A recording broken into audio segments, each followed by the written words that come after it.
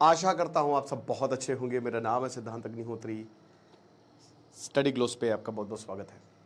दोस्तों, आज हम बहुत ही इंपॉर्टेंट टॉपिक की बात करेंगे और मैं आपको बताऊंगा कि ये जो चाइना नाटक कर रहा है ये आखिरकार क्यों कर रहा है। ये आप देख रहे हो कि बांग्लादेश कभी बांग्लादेश में जा रहा है, कभी एस जयशंकर को बुला रहा है। एस जयशंकर इस समय आपको पता ही है ना कि चाइना से शी जिनपिंग से मुलाकात हुई है, कभी पाकिस्तान को इतनी ज़्यादा मदद दे रहा है। तो इसके पीछे का लॉजिक क्या है, तो ये लेक्चर आपको पूरी तरीके से आपके कंसेप्ट्स क्लियर कर देगा और आपको कॉमन अंडरस्टैंडिंग हो जाएगी कि आखिरकार चाइना की मंशा क्या है। तो शुरू करेंगे, लेकिन बता दो कि आज आखिरी दिन है। फाइनली हम इस कूपन कोड नीति 70 को ऑफ कर देंगे रात 12 बजे। तो मात्र 300 रुपये का कोर्स है। चाणक्य नीति जो सबसे बड़े जियो पॉलिटिक्स के एक्सपर्ट, उन्होंने काफ़ी कुछ बताया है। टोटल 10 लेक्चर्स, 14 लेक्चर्स है वैसे, 30 घंटे से ऊपर, एक एक लेक्चर ढाई घंटे का है। तो आप कोर्स को अवेल कर सकते हैं। डिस्क्रिप्शन कमेंट बॉक्स में लिंक है। तो सबसे पहले जो शी जिनपिंग अभी एस जयशंकर से मिले, दिखे, तो ये बात चल रही थी ना कि देखिए इनका काम खत्म ही होने वाला है। तो बात ये चल रही थी कि भैया काम खत्म है इनका, दिख नहीं रहे हैं, किधर गायब हो गए, ईद का चांद हो गए ये। लेकिन भैया ईद का चांद भी निकलता है। तो निकले और उसके बाद मिले। अब क्या बात हुई है वो तो बाद में पता चलेगा, लेकिन कुछ बहुत बड़ा होने वाला है दोस्तों। तो पहली चीज, पहले पॉइंट की हम बात करते हैं, हिमालयन गल्फ का मतलब क्या है। देखिए, चाइना जो है ना, 4 इंपॉर्टेंट पॉइंट्स हैं जो भारत और चाइना का बहुत ही इंटरेस्टिंग है, ठीक है, और जो बहुत ही संवेदनशील है। एस जयशंकर ने बोला है कि देखिए सेंसिटिविटी, म्यूचुअल सेंसिटिविटी, ठीक है। एक तो भाई जो सेंसिटिव रीजन्स है उस पर म्यूचुअली अंडरस्टैंडिंग हमको बनानी पड़ेगी, राइट। उसके बाद इंटीग्रिटी और रिस्पेक्ट, ये 3 चीज़ों जो हैं वो हमको फॉलो करनी है, राइट। इसी से ही जो है हम आगे बढ़ेंगे। लेकिन क्या चाइना ऐसा करेगा? जवाब है नहीं, बिल्कुल नहीं। सबसे बड़ी बात यह है कि भाई चाइना कहता है कि आप हमारे पास आइए, मिलिए, बैठिए। उसके बाद चाइना कहता है कि नहीं नहीं, हम तो लद्दाख साइड जो हमारा बॉर्डर एरिया है पंगोंगसो वाला, वहां पे फौजी तो बढ़ाएंगे। अब पिछले अक्टूबर में कजान में जो ब्रिक्स समिट हुई, आपको पता है कि डी एस्केलेशन हुआ।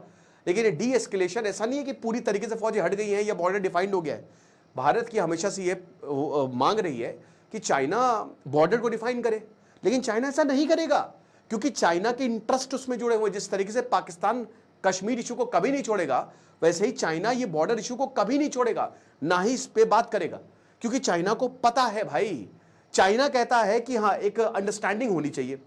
ये चाइना कह रहे हैं भाई देखिए ट्रेड हुआ, बिजनेस हुआ, सब कुछ हुआ, लेकिन हमने ये देखा जब भी हमने बॉर्डर इशू की बात की तो चाइना कहता है कि इस पे ना ग्रेटर अंडरस्टैंडिंग आप बनाइए, है ना, ग्रेटर अंडरस्टैंडिंग। अब इसी पे, अबे ग्रेटर अंडरस्टैंडिंग क्या है बे?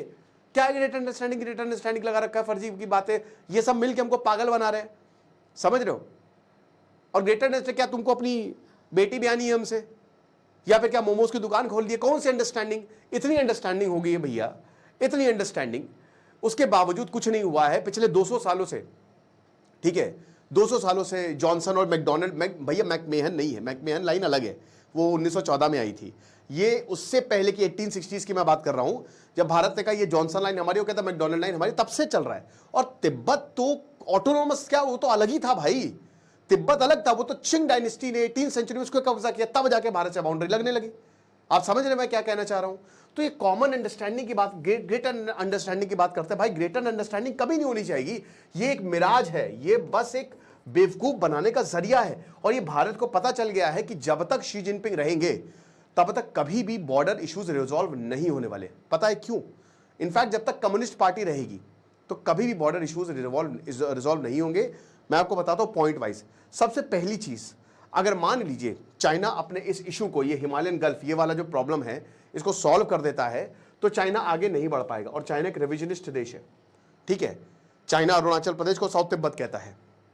तो चाइना कभी भी, क्योंकि ओपन एंडेड है ना, बॉर्डर इशू आप रिजॉल्व भी करेंगे, बातें आप जितनी भी छौंक ले, बॉर्डर इशू ऐसे तो ओपन एंडेड है, आप आगे बढ़ते रहेंगे और फ्यूचर में आप भारत को कंट्रोल में रख सकते हो। होता है जब भी प्रॉब्लम होती है तो क्या ये एंड खुला हुआ है, ये बॉर्डर खुला हुआ है, तो आपने अपनी सेना भेज दी, इनकर्जन कर दिया, तो बेसिकली इनकर्जन के लिए सबसे बढ़िया है। दूसरी चीज ये है कि चाइना जो है वो भारत के मिलिट्री रिसोर्सेज को ड्रेन करेगा। देखिए मैं क्यों कहता हूं कि इंडिया को अपनी न्यूक्लियर पॉलिसी बदलनी चाहिए। अब फर्स्ट यूज पे आप ध्यान दीजिए, क्योंकि इससे पाकिस्तान हमेशा अपनी मिलिट्री, अपने न्यूक्लियर वेपन्स को डिप्लॉयड रखेगा, उसके रिसोर्सेज ड्रेन होंगे।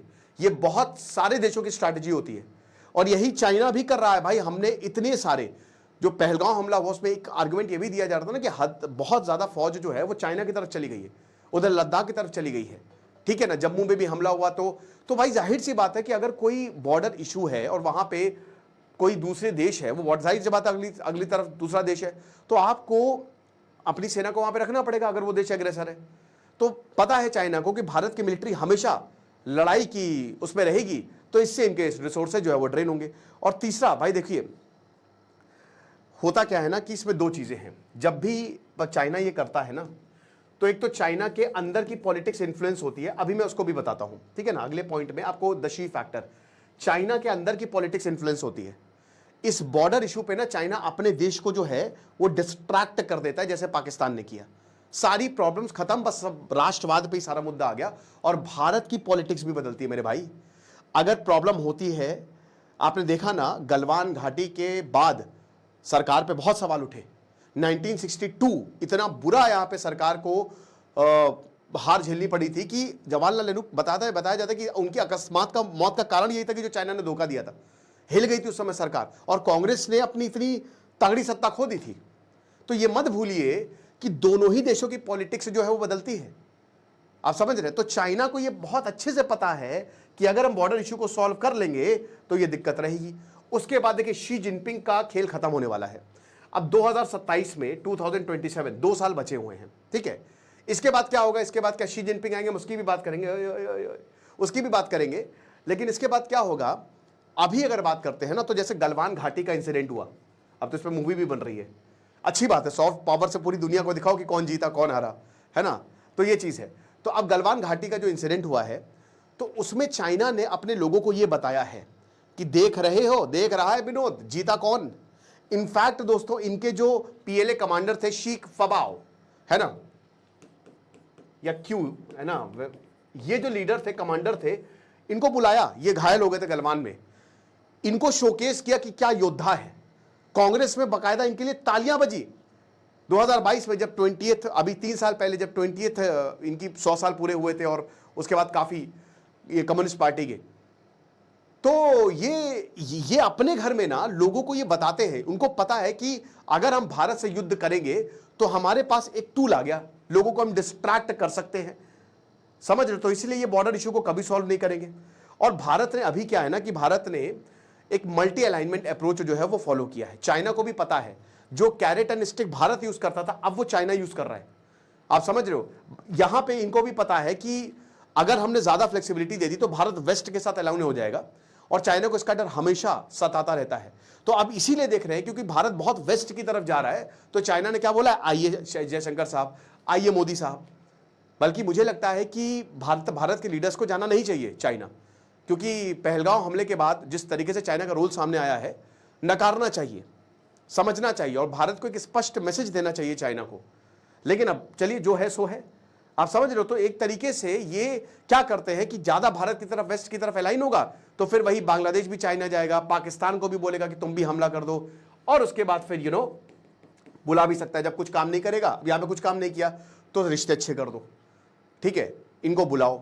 तीसरा जो बहुत इंपॉर्टेंट पॉइंट है भैया, ये ट्रेड, ये सबसे इंपॉर्टेंट ऑप्शन है। $100 बिलियन का हमारा चाइना के साथ ट्रेड डेफिसिट है। क्या विश्वास करेंगे, हम इतना ज्यादा चाइना के ऊपर डिपेंडेंट हो गए हैं। 80% जो आपके सोलर पैनल्स है, लैपटॉप है, एंटीबायोटिक्स है, लिथियम आयन बैटरीज है, ये पूरा चाइना कंट्रोल करता है। सब कुछ सप्लाई चेन पूरा चाइना कंट्रोल करता है। रेयर अर्थ एलिमेंट की बात करने गए हैं एस जयशंकर शी जिनपिंग से, वो चाइना के पास है। भारत तो उसमें पीछे रह गया। हमको तो क्या है, हमको तो बस एक दूसरे के साथ लड़ना है, बवाल करना है। यहां पे कल मैं एक वीडियो देख रहा था, भाई कैसे कैसे लोग, कैसे कैसे नेता हैं यहाँ पे कि वो ऐसे तसला लेके फोटो खिंचवा रहे थे, बोल रहे थे फोटो नहीं है, फोटो खींचिए। जब ऐसे ऐसे नेता भारत में होंगे तो कहां हम उम्मीद कर सकते हैं कि भारत बहुत अच्छा। उड़ीसा में आपने देखा क्या हुआ। तो कहीं ना कहीं हमको इन चीजों पर काम करना पड़ेगा, वरना चाइना साइंस एंड टेक पे बहुत ज्यादा फोकस करता है। वो हमारे यहाँ किसी का नाम सुना है साइंस एंड टेक की सही से बात कर दे, वो नहीं करते कोई भाई। जब तक आप साइंस एंड टेक पे इन्वेस्ट नहीं करोगे आप कैसे आगे बढ़ जाओगे। ऑन पेपर की बात नहीं, आप ग्राउंड रियलिटी देखिए। एक रिपोर्ट में ये बताया था कि 100 करोड़ भारतीय गरीब हैं, जो प्रीमियम प्रोडक्ट्स आते हैं ना खाली 12 करोड़ लोगों के लिए आते हैं। तो आपके पास एक पूरा देश है और हमारे पास इमेंस टैलेंट है, लेकिन हमको ये करना नहीं है। अब देखिए चाइना फॉक्सकॉन यहां पे लगाया हुआ है फैक्ट्री। चाइना ने अभी बोला कि सारे वर्कर्स आ जाओ, जितने भी चाइनीज इंजीनियर्स यहां पे काम करते थे आ जाओ। और ये न्यूक्लियर ऑप्शन है। चाइना ने, अगर देखिए हम ये खाली कहने की बात है, आत्मनिर्भर अच्छी है, बहुत अच्छी चीज है, वेरी गुड, इसकी शुरुआत हो गई है और मैं इसमें मोदी जी का बोलूंगा कि ये बहुत अच्छी चीज है। स्वच्छता और ये जो आत्मनिर्भरता ये अच्छा है, लेकिन अभी हम चाइना के ऊपर डिपेंडेंट हैं। और अगर चाइना ट्रेड बंद कर देता है या न्यूक्लियर ऑप्शन ये इनका है, तो ये भारत के ऊपर बहुत दिक्कत आ जाएगी, इतना आसान नहीं होने वाला। और लास्ट है Taiwan restrict, target Taiwan restrict India. देखो एक चीज समझ लो, इस साल नहीं तो अगले साल अगर शी जिनपिंग को 2027 के बाद भी बने रहना है तो उसको ताइवान के ऊपर हमला करना ही पड़ेगा, याद रखिए। और ताइवान के लिए हमला करने के लिए अमेरिका, अभी समय अमेरिका की जो फोर्सेज है वो डिवाइड है, और अमेरिका ने साफ कह दिया कि अगर ताइवान पर हमला होता है तो हम उसको बचाने आएंगे। उस केस में अगर इंडिया ने अमेरिका का साथ दे दिया तो चाइना ताइवान को खो देगा, उनको पता है। तो इसीलिए भारत को मैनेज करने के लिए चाइना किससे ट्रेड कर रहा है? पाकिस्तान, बॉर्डर इंकर्जन और बांग्लादेश। मेन जो एम है ना वो ताइवान है, कि अगर भारत कहीं वेस्ट के साथ अलाइन हो गया तो ताइवान हमारे हाथ से चला जाएगा और गजब बेइज्जती होगी। तो बांग्लादेश के साथ ट्रेड करो, पाकिस्तान के साथ ट्रेड करो, ताकि इंडिया को क्वाइट चुप रखो, राइट, वरना कहीं ना कहीं प्रॉब्लम हो जाएगी।